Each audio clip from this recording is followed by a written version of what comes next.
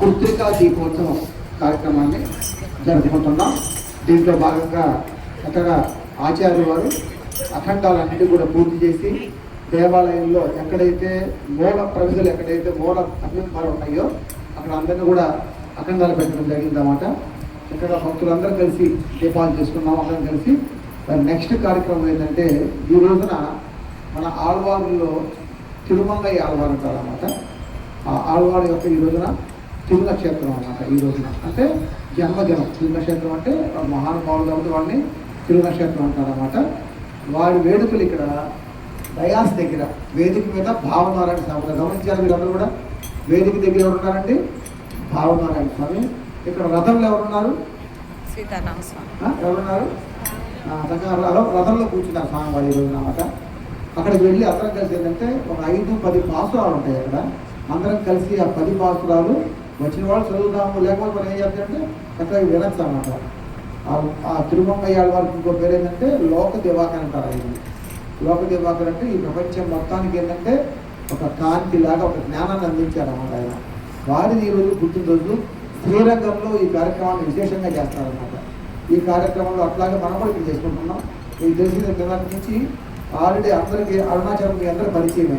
నిన్నటి రోజున అక్కడ కార్తీక దీపోత్సవం నిన్న రాత్రి నుంచి వాళ్ళు చేయడం బిగిన్ చేస్తున్నారు అనమాట. బిగిన్ చేశారు ఆల్రెడీ. మనం కూడా ఏంటంటే కొంచెం డౌట్ రావచ్చు అన్నమాట. కార్తీక పౌర్ణమి ఇప్పుడు చేస్తున్నాం ఏంటంటే చెప్పుకోవచ్చు అనమాట. సూర్యమానం చంద్రమానం అంటాం అనమాట. సూర్యమానం అంటే తమిళనాడు రాష్ట్రం వాళ్ళు చేసుకుంటారు, సౌత్ ఇండియాలో. మన చంద్రమానం అంటే మనం చేసుకుంటాం అనమాట.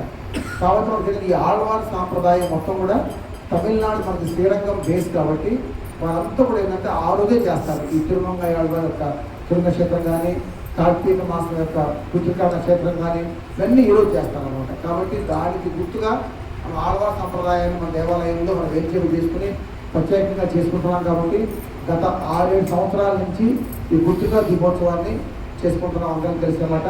ఇప్పుడు మనం అందరం కలిసి డయాస్ దగ్గరికి వెళ్ళి అక్కడ తిరుమంగయ్య ఆళ్వార్ తిరునక్షత్ర వేడుకలు జరుపుకున్నాం. ఆ తర్వాత భావనారాయణ సీతారామాలయం వచ్చి మళ్ళీ ఏం చేద్దామంటే మంగళహారతి ఉంటుంది. తర్వాత మనం ఏం చేద్దామంటే ఒక అఖండం ఉంటుంది. ఈ అఖండాన్ని తీసుకొని తిరుమలలో చేశారు. అలాగే మాడ వీధుల్లో చక్కగా తీసుకుంటూ వచ్చి ఏంటంటే ఆ గర్భాలయంలో వెంకీ చేశారన్నమాట. నేను ఫోక్ చూశాను తిరుమలలో.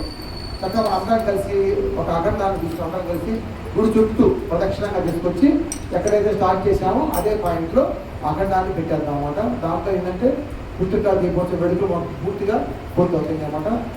ఈ విధంగా ఈ రోజున ప్రత్యేకంగా శాంతినగర్ నుంచి వేరు చేసిన మన యొక్క బృందం మన పరిచయమే.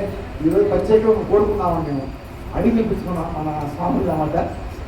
రాముల వారు అలా కీర్తన చక్కగా పడతారన్నమాట. ఒకసారి అందరం కలిసి వారికి కర్తాల ద్వారా మన యొక్క ఆనందాన్ని తెలియజేద్దాం.